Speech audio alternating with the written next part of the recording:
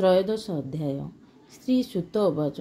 सुत कहन्ति तत्समने शुण सकल मुनिगणे विदुर तीर्थयात्रा श्रमे मिलिले मैत्रेयी आश्रमे केते दिन तई रही आत्मार तत्वज्ञान बही हस्तिना नगर विश्वासे मिलिले धृतराष्ट्र पासे जानिबा पाई तार गति स्वभावे साधु धीर मति विदुर देखि धर्मसुत बंधु आगमे कृतकृत्य संगते घेनी चारि भाई पूजिले आसने बसाई दुर्दुक्ष धृतराष्ट्र सुत संगते घेनी पुरोहित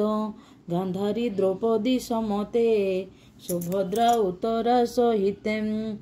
आगरे गमुछन्ति कुंती अन्य सदर बंधु ज्ञाति पंडुर जेते बंधु जने मिलिले हरस बदने प्राण को पाई पिंड जेने पुणी उठई दिव्य ज्ञाने सकले मिली तार पासे मिलिले जहा विश्वासे अनाई विदुर बदन आनंदे अश्रुजल पूर्ण सकले पूजा विधि करी राजन कर करे धरी विदुर बसाई आसने पासे सुभद्रा बंधु जने तार बदन राजा चाही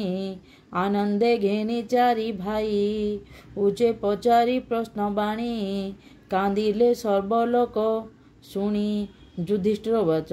हे तात कहूत अग्रते आम कुशल तर चिते स्मरण करी तीर्थ भ्रमे वन गहने बहु श्रमे तुम चरणे आश्रय करी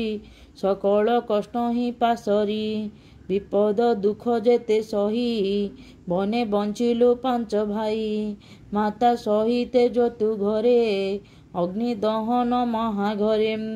विष भक्षण आदि जेते तो आगे कहिबी मु केते अनेक पापर प्रमादु बंचिलु तुमर प्रसादु तु आम देह दूर करी भ्रमण कलु बसुंधरी उदासी पृथ्वी लक्षणे एकांते बुलु बने बने किपरि ग्राम यात्रा करी ए पथ श्रम को सहरी भ्रमिलु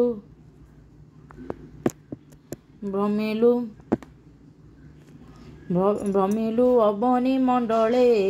तीर्थ आश्रम पुण्य फले तहर प्राय साधु जेते प्रवेश होई सर्वतीर्थे भ्रमी करन्ति पुण्य सार जहा करन्ते चक्रधर तोर स्वभाव पुण्य देहे प्रश्न पचारु तात कह तोर स्वभावे पुण्य देह प्रश्न पचारु तात कह जादव संगे बनमाली सुखे कि छंती कुशस्थली ताहार भले भल मर रे हरि शरण सदरम सुखे अछंती कि जादवे भतात पचारु प्रस्तावे हेमंत राजा वाक्य शुणी विदुर मने मने गुणी सुहृदु प्राय भय कला जादव खेय न कहिला विचारे कहिबी मु जेबे जीवन छाड़िबे पांडवे केमंते देखिबी मु ताहा एते विचारी कला माया न कहे जदुवंश नाश निर्घाते छाड़िला निश्वास ऊर्धा बदने से विदुर कपटे कहई मधुर सर्वकुशल तो प्रसादे कृष्ण अछंती अप्रमादे हेमंत राजे आगे कही केते दिन पूरे रही नित्य आनंदे धर्म राजा विदुर स्नेह करी पूजा रात्र दिवस तार संगे धर्म नंदन मन भांगे अशेष तीर्थंक महिमा किबा कहिबा गुण सीमा सर्व कहिला तो समन एबे हे शुण विप्रजन व कहिला तो समने एबे हे शुण विप्रजने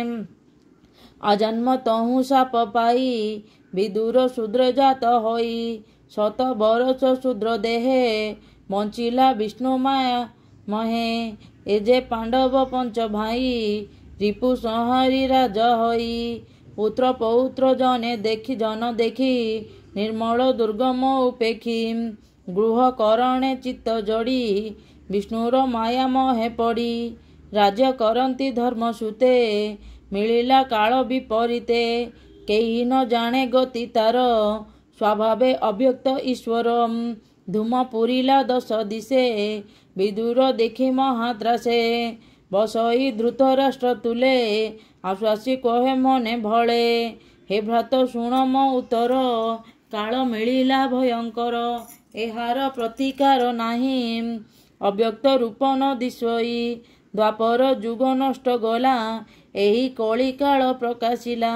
आमर प्राण ए हारिब एहाकु केबाना निबारिब धन संपद मही तले संहार करिब एई बले देव दानव महाबल वृद्ध प्रतापी जुबा काल जाहार दर्शन मात्रे कदली जेने कर बाते भये कंपन्ती थर हरि कातरे नेत्रु बहे भये कंपन्ती थर हर कातरे नेत्रु बहे नीर अनित्य ए मनुष्य देही सार एहार किछि नाही ए देहे विमुक्त बंधन ताहाको कही महाजन देख तहर कर्म फल नाश पुत्र सकले नाश पुत्र भ्राता सकले देख तहर कर्म फले नाश पुत्र भ्राता सकले दया ताहार दूर गला मरण निकट होइला अति दुखित वृद्ध देहे तर निवास पर ग्रहे गृहे दिशंती दंत धीरे कने न शुभई बधिर दिशंती दंत न धर कने न शुभई बधिर अंतरी अग्निमंद होई अन भजन न रुचई केताकु रखिब आयते प्राणी जीवित आत्मागते एजे भीमर गदाघाते समरे मले तर सुते तर अर्जित पिंड आशा स्वानर प्रायत भरोसा कुमंती जने तुले भाली तर कुमर कले कली पंडुर पंचपुत्र मारी सुखे भुंजिबा राज्य सिरी दुष्टंको तुले विचारिले भीमको विष लडू देले दुष्टंको तुले विचारिले भीमको विष लडू देले से भीम केबे हे न मला ताहाको गोविंद रखिला जौर घरे अग्नि देले से बेले पांडव रखिले पुणी कपट पाशा करी धन संपत्ति अपहरी द्रौपदी केश धरी बळे दुष्टंग कले विचारिले विवस्त्र कले सभा तले गोविंद कटी वस्त्र देले ये आदि जेते कर्म कले तू ताहा जानी अछु भले से कि ताहांकु चित्त जीवु मनुष्य जन ए आदि जेते कर्म कले तू ताहा जानी अछु भले से कि ताहांकु चित्त जीवु मनुष्य जन्म चित्त जीव मनुष्य जन्मर स्वभाव ताहांको तहु पिंड खाई सेवक प्राय द्वार जाई तर बयस आउ नाई अतीत व्यतीत दुष्ट होई दिनकु दिन तनु क्षण जेसने पुरुणा बसन ए देह विमुक्त जे मन से प्राणी विमुक्ति बंधन अनित्य नरे कल बर भितरे किछि नाही सार एहा विचारी जग बळे हरिंक भक्त संग मेले निर्मल होई बनाश्रम से प्राणी हरस उत्तम तू बुध जनक उत्तम एबे तू छाड़ मति भ्रम उत्तम पथे चल बेगे पत्नी समते घेनी संगे सेही जे दासीपण बने तते सेविब अनुक्षणे देख ए काल भयंकर सत्य हारिब प्राणींकर एमंत विदुरर बाणी गांधारी धृतराष्ट्र शुणी तक्षणे मह जड़ छाड़ी वन गमने चित्त चढ़ी विष्णुर माया करी दूर नगरु होइला बाहर मने आनंदे तीन जन गमिले हिमाचल जन एबे हे शुण विप्रवर धर्मनंदन निजपुर स्वभावे नित्यकर्म सारी अग्नि पूजन दान करी गुरु पूजन सेवा अर्थे गृह न मिलिले कृत्य कृते गुरु भवने जाई मिली हस्ते घेनिले अर्घ्य थाली तक्षणे देखी शून्य घर कातर बढ़े मने नृपवर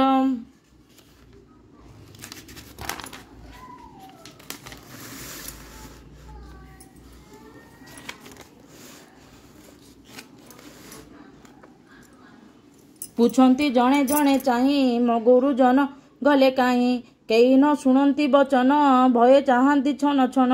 पुणी कहती जने ताही तात जननी गले काहीं विदुर नाही मोर पासे मो तात जननी नदी से लोचने नदी सही पथ किए विधाता विपरीत पुत्रंक मरणे दुखित के बन देश के बापत नपुण पुत्र शक बळे प्राण छाड़ब गंगा जले मोर जननी तात काहीं गले मो असह्य कि पाई दुख सागरे निमजिले मोर दुष्कर्म फले एमंत धर्मसुत बाणी सारथी कहे ता शुणी श्री सुतबाज शुण हे नृपचूड़ा मणि तोहर पियर जननी रजनी काले गले काहीं सर्वथा न जाणई मुई मोर जीवन दुख भरे बुड़िला दुर्गम सागरे एमंत कही मन खेद गगने शुणी वीणा बाद्य पुणी चाहिले अंतरिक्षे नारद मिलिले प्रत्यक्षे तुमरु अच्छी तांक संगे बीणा बिनदे नारंगे नारद हरिगुण खाई पुलोके रमपंथी देही आनंदे अश्रुजल स्फुरे मिलिले राजार नगरे देखी सभ्रमे नृपमणि आसन जल बेगे आनी मुनिंकु आसने बसाई बेनी चरणे कर धोई चरणे पूजिब धीमते कहती नारद अग्रते ब्रह्मा शुद्ध शुण तुम्हें जहा पुछई कहे से प्रश्न कह तुम्हें भले मतात मात केणे गले मोहर कर्म दुख शुण भमौनी तुम्हें भले जान गभीर जले नाभ थई नाविक जेस न पलाई तेमंद करी गले मते अधित कहिबी मु केते चक्षु विहीन घर बने जीवन धरिबे केसने युधिष्ठिरଙ୍କ ए वचने मुनि कहती अवधाने नारद उवाच भनृप शोक तु न कर ईश्वर माया ए संसार प्राणी भियाण माया जगे खेलई संजोग विजगे गोरु नासिका जेने बनी आकर्षी चर्म रोजु बांधी से जेने प्राणी भार बहे अंतरे खेद दुख सहे से दान पड़ई जे मते कंदुक चक्रे से ही मते संसार ईश्वर रो इच्छा है भाव पथे गुरु दीक्षा तू राजा तते ही न जानू संसार सत्य प्राणे मणु सत्य की मिथ्या बेनी पथे निश्चय न कर तू इचते अज्ञान महजड़ चिते ए दान शौच दृढ़ व्रते तू जहा पचारू स्नेह भावे अरण्य केमंते बंचिबे ए देह पंचभूत पड़ी अविद्या काम कार्य जड़ी संसार देह नीति दुखी एका ही तोर प्राण रखी उरोग मिली जहाकू से काहीं रखिब आनकू देख प्रत्यक्ष नृपवर विष्णुर माया खेल घर जा माया न जाने ईश्वर केताहा करिब गोचर ए माया परित्राण काहीं संसारे नर देह बई बड़ंक गति देखी साने सेना से क्रिया आने ए जीव जीवंक हार केवल अटे निर्विकार भाव अशेष भाव पुरी एकई आत्मा नर हरि से माया करि पारे दूर से नित्य प्रभु चक्रधर से हरि नित्य विश्वरूपे नर शरीरे महकल्पे भारा निबारे धनु धरी दुर्जन समूह संहारी निज जन को रक्षा करे एमंत संसार विहरे देह को रक्षा करी तेसे एवं बर्तई अवशेषे जावत थिब चक्रधर तावत तुम अधिकार एवं शुण सामरथा से विष्णु पुराण व्यवस्था विदुर धृतराष्ट्र बेनी संगते पतिव्रता घेनी हिमवतर से दक्षिणे ऋषि आश्रमे घरे बने स्वर्धिनी नामे सुर नदी भारत खंडे से प्रसिद्धि से जले नित्य करी स्नान अनेक करी हमदान केवल मात्र जले भक्षी शरीरे जीव आत्मा रखी पवने निश्वास धारणे कठोर तप आचरणे दृढ़ आसन बसी धीरे इंद्रिय रुक्षिण शरीरे सर्व विषय रस तेजी हरिचरणे भावे भजी मन छाड़ई तीन गुणे संपाति गोविंद चरणे विज्ञान आत्मज्ञान भरी जीव परम एक करी प्रवेश करी अंगे धरे निबार जेने घटकारे प्राण स्थापिब परवेशे जे अबा रहे अवशेषे निर्गुण माया नाश करी हेले तरई भव भारी सर्व विषय जग बले निबारी आशई निश्चले सर्व प्राय लेखी कियोबा अन्य भग्न अच्छी आज हूँ 5 दिन अंते प्राण छाड़ब जग मते तपने तेजे ग्रीष्म काले पवन जगे दावानले दहन हईब शरीरे पत्नी जे थिबे अभ्यंतरे तक्षणे स्वामी धरी कले भस्म से हईब अनले ता देखी विदुर शरीर भये कंपिब थर हर हृदय सुमरी नर हरि बेगे से बनु अपसरी तीर्थ सेवने अवधाने कहिले शुण हे राजने हेमंत राजा आगे कही तुम्हारू संगे हेमंत राजा आगे कही तुम्हारू संगे बीणा बाई आकाश मार्गे गले मुनि धर्मनंदन ताहा शुणी तत्ववचने हृदय गुणी विष्णुर माया परिमाणी सर्व संशय दूर करी राज्य पालने चित्त भरी कहई विप्र जगन्नाथ सुजने चिंत कृष्णपद। इति श्री भागवते महापुराणे परमहंस संहिताय वैयासिकं प्रथमस्कन्धे नारद युधिष्ठिर संवादे नाम त्रयोदशाध्याय।